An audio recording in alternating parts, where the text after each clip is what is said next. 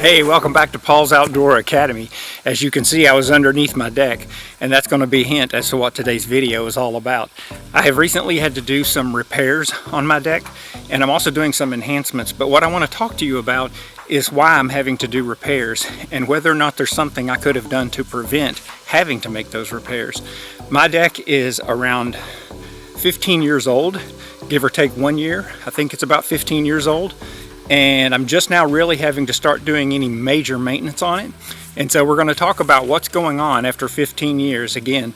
I also want to tell you some things that might help you, whether you're getting ready to build a deck or repair a deck, or if you're getting ready to hire a contractor. I want to tell you some things to think about and possibly some questions to ask. And finally, I want to talk to you about things that I'm doing to improve the longevity of the deck that I'm putting back together right now. As you can see behind me, I've got rotting deck boards. I've got a trailer full of deck boards over here that are having to be replaced. And then up top, I may actually go over here and show you the boards that have been replaced and what that's looking like. But the main thing is, I want to prevent you from having to deal with this on your deck. So stay tuned.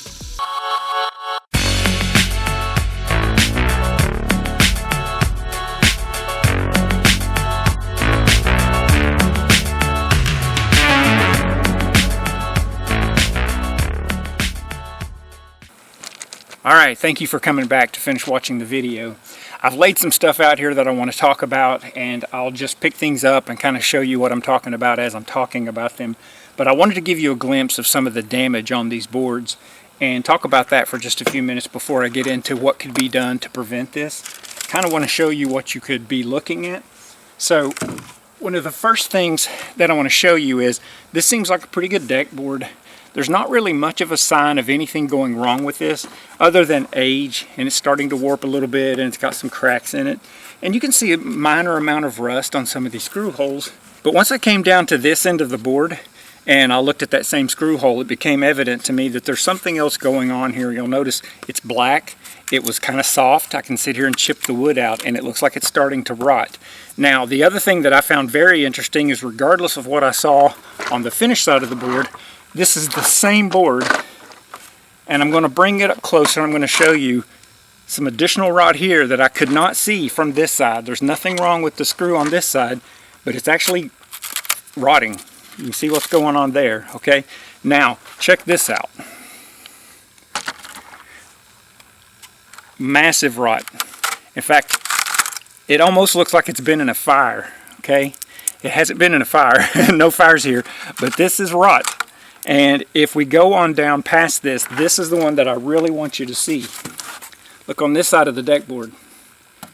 It doesn't look too bad at all, honestly. That's the same screw holes on this side. Look at this. The material's gone. This material is completely gone. I can break it off, but this was how it came off the deck. You can just see it's falling apart now. And this board, as I stepped on it, would make a king sound, a sort of clicking or clanking sound. And it wasn't obvious by looking at this side, but once I lifted the board up, it became very obvious when I saw how much rot was in here that I had some serious problems. In fact, I thought I might be able to turn it over and use the other side. I was kidding myself. So let me put this out of the way. Okay, so that's a look at the deck board itself and the damage that I saw on it both before I flipped it over and after I flipped it over.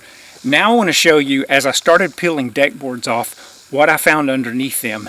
And I'll be honest with you, I was just completely shocked. I'm going to start with one that I'm going to say wasn't as bad as some of the others. And you can see that same pattern of rot right here. It looks like this has been in a fire. It really does. If you could see it up close, it even kind of turns my hands a dark color like ash wood or coals would turn your hand. But this board had this notch. You can see a little bit of a notch on this end. And so you can imagine with a 2 1/4 deck screw, 2-inch deck screw, whatever, you've lost, if not all, at least the majority of the holding power on this side. Let's look at what I found to be my worst one. This one truly looks like it has been in a fire. It is the weirdest thing. But this was not in a fire. This board I mean, look at it. I mean, it even looks like it has ashes in it.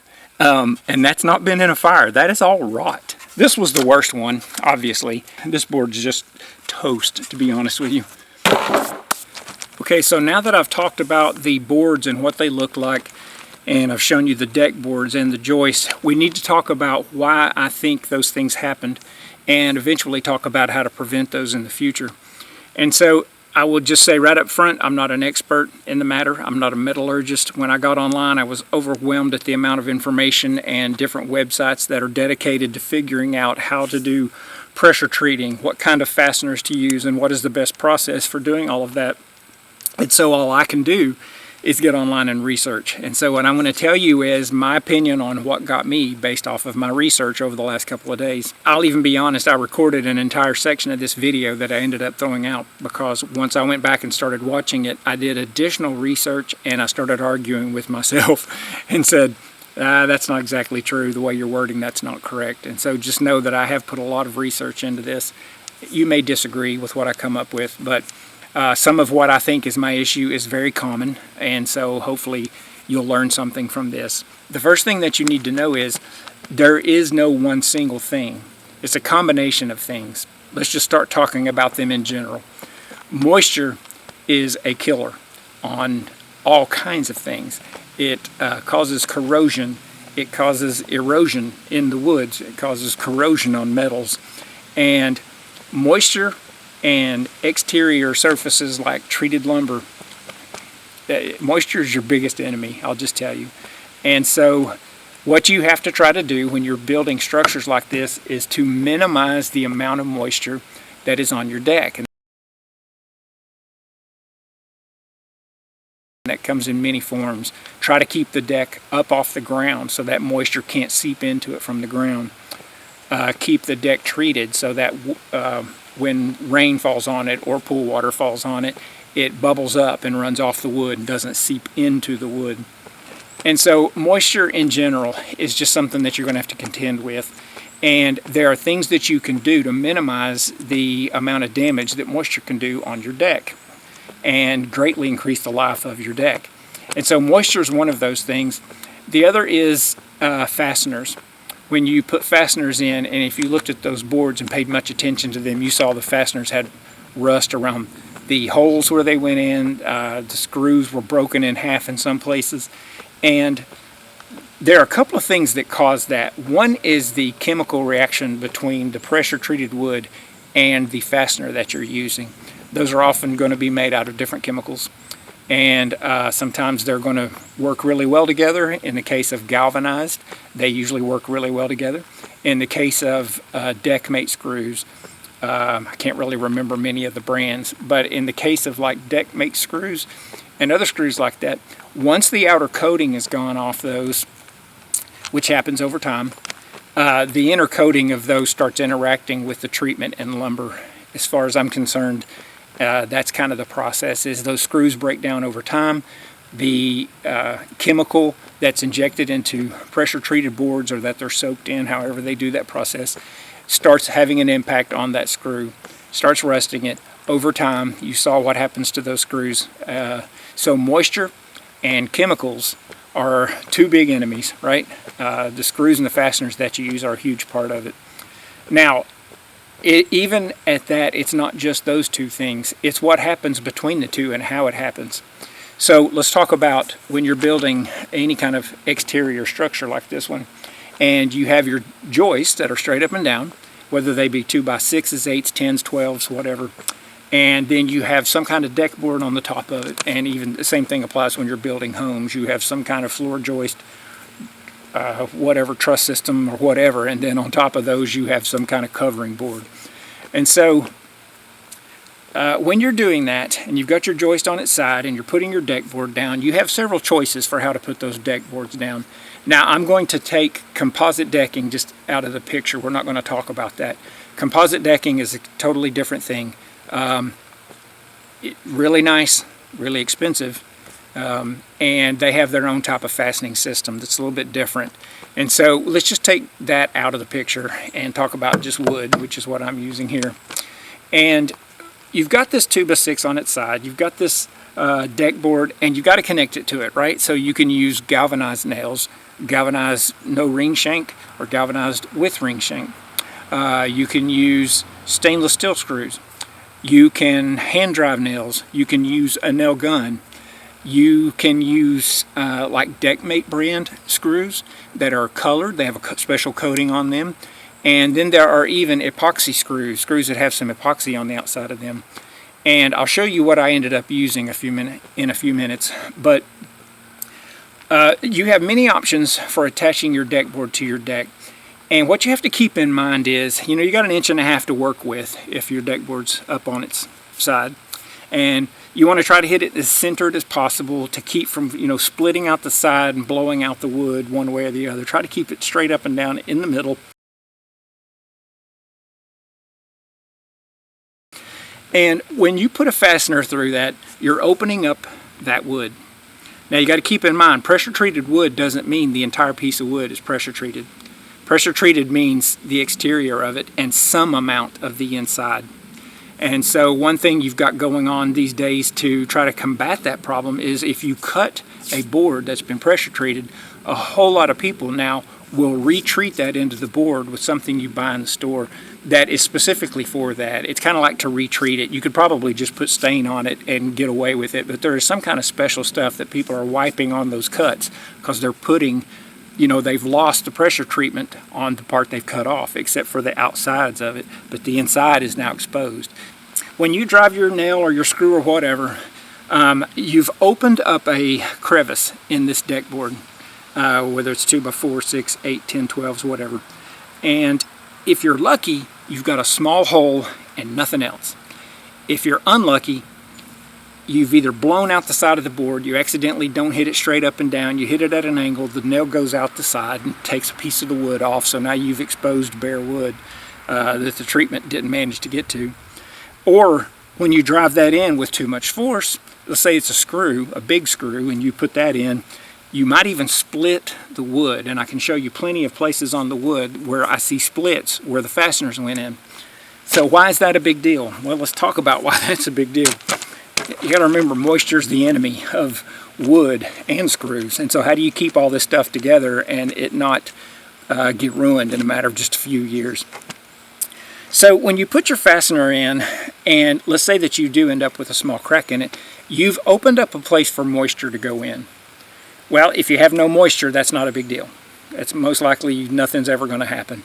But if you have moisture and you have temperature change, climate change, like winter, summer, spring, winter, summer, spring, and you have really wet seasons and really dry seasons, that board is going to contract and expand. It just makes sense. You go in and you buy a brand new 2x10 at one of the local stores that is pressure treated, and you get it home and it's soaking wet. It's actually slightly bigger than it's going to be in just a matter of days. These boards, within a week, had a gap between them that is over 1/4 inch, and I put them side by side and put them down. In 1 week, they already have a 1/4 inch gap. These things shrink as they dry. It's just kind of how it works naturally. Well, then they get wet again via rain. They expand a little bit. Maybe not a lot, but they do expand. And so you got expansion and contraction going on these joists where that hole is, and it's going to open up a little bit and close up a little bit, open up a little bit and close up a little bit. Now you've got a problem. You've got moisture that's making its way down into that board through that crack or the openings around it, or as the board has dried out, the holes may be getting bigger. The moisture on the screw has caused the screw to rot. The moisture on the screw is going to cause the screw to rust, and the chemicals inside the treated lumber are going to cause that screw to rust as well. It all kind of works together and works against each other at the same time. And so what you've got over time is this expansion and contraction. You've got moisture down in there, moisture going on the screw, causing it to rust. Rust is going to help the rotting process keep going in the wood, as well as the moisture that's staying down in the board. That's going to cause the rot to happen inside the board where there's no pressure treating chemicals. And so you'll notice on those pieces of wood how often when I picked that wood up, it had a trench in it, right? That started off as a screw and a hole the size of the screw, and then a crack formed. and then moisture got in there, and then it expanded and contracted over and over and over again. Moisture down in the board starts rotting the board. 5 years in, now that hole is the size of my pinky. 10 years in, the screw is now rusted completely off, and the board's not even being held to the deck because you've got a big gap there. And then by the time it's 15 years in, the board's warped. If you lose the fasteners that are holding the board down, the board's going to start to warp again. Remember what I said, if you go buy a pressure treated board and throw it in your yard and just let it sit 2 weeks, you're going to be amazed at how bad it looks. It's going to warp like crazy as it's drying out because it has nothing forcing it to stay in a flat position. And so it's all of those things. It's not any one thing. It's all of those things. They somehow work together, but they also work against each other. And so what you have to do is to prevent it in the first place. And so what I'm going to do now is I want to tell you different methods, the ones that I use on my deck as I'm putting it back together, and other things that you can consider. And a lot of it's going to boil down to cost and how long do you want this to work. Let's talk about what those things are. And what I'm going to do is start from the very bottom and go up. So let's imagine that the deck board's gone and the joist is not even hung yet. One of the first things that I'm going to recommend you do is pay attention to the kind of lumber that you're going to get. Have you ever noticed that some lumber is called prime or premium or regular? Get the best wood that you can afford when it comes to pressure treated wood. I would definitely consider that to be pretty important, maybe not as important as the fasteners and how you treat the joist to start with, but it is a thing. You do have different grades of wood, and so you may want to consider getting better grades of wood, less knots if possible. And so that's one thing, is to consider the grade of wood, and sometimes you do get what you pay for. Not always, but a lot of times you do. And so the next thing is going to be how to attach your joist. Let's not talk about deck boards just yet, but the joist. How do you attach joist to a ledger board? Or how do you attach, two parts of this out in the middle of this that come together where you've got a 2x10 and a 2x10 coming in this way or whatever. How do you attach those for longevity of a deck is really important. I recommend joist hangers. Simpson is one brand. I brought this box out here because I have some of their nails. This is a very common type of nail system. I think these are 8Ds, but another size is 10D. And I think they really recommend 10D if I'm not mistaken, depending on what kind of hanger that you're getting. But joist hangers are the little U's, and they're made out of galvanized metal. Okay, so now we've talked about joist and how to connect joists on things. The new thing right now, which would be your next step, would be, they call it joist tape or ledger tape.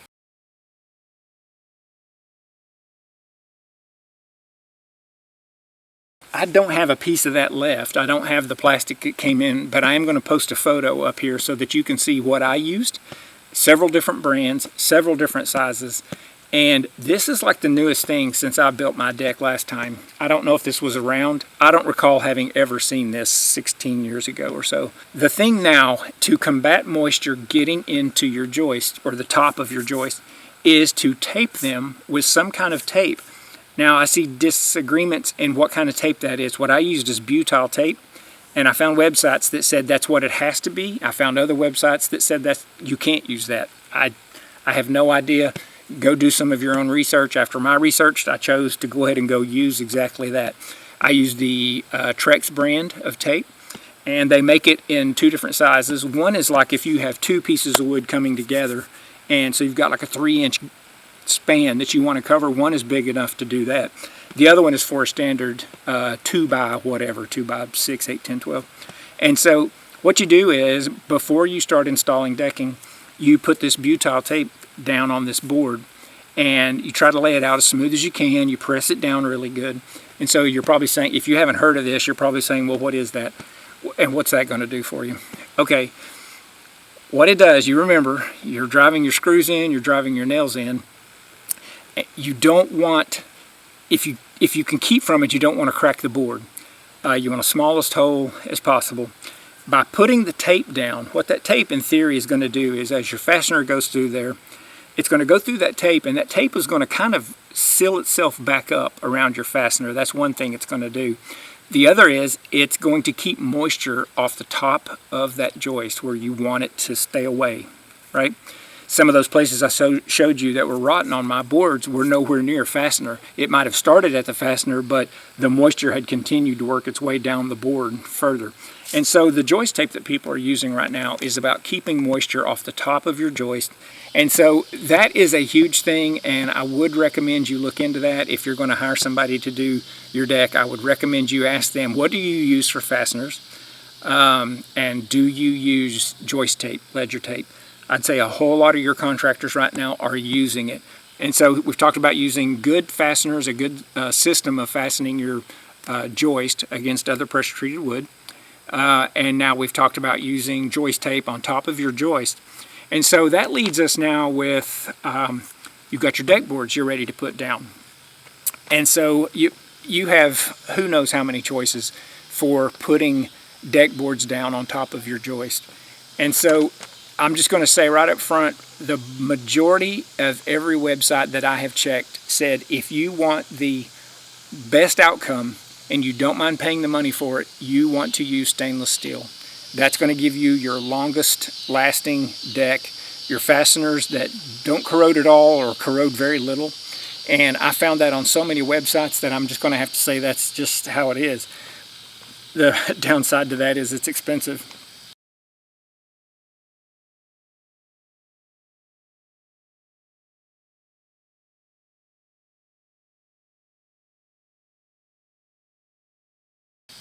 And so with what I did behind me, what I chose to do was not the stainless steel screws because, again, I don't plan on this lasting more than 3 to 5 years. So what I chose to do, because it was so easy, was to use galvanized nails only on the deck boards. The only other advice that I would give you is that regardless of what you do on these decks and how well you set them up when you first build them, you have got to take care of them. Every couple of years you need to stain or paint or hire somebody to do that to make sure that it is just in the top-notch condition that you can keep it in. And so I think that's about everything that I have to say about this. And you know, only time will tell if it's made a big difference for me, but I'm very happy with how things are turning out. You can see new deck boards behind me, I think you can anyway, and then there's new deck boards over there and a few spaced out in between, and the rest of the boards are still in good condition. The ones that were in the best condition are the ones where we don't get in and out of the pool, and are the ones where I had used joist hangers to start with. So that should really tell you something there. But anyway, I really appreciate you joining me for another video. I'd like to know what you think about the research that I've done and what I came up with and your opinion. It's okay if you totally disagree with me and want to argue about chemicals. And you know, like I said, I'm not a metallurgist. I don't do this for a living. And so, but I do have a lot of research, and I've done a lot of research in the last few days. And so let me know if you're building a deck, how that goes. I wish you the best of luck on that. And as always, God bless, take care. Hope to see you out on the water catching fish and not working on projects like this.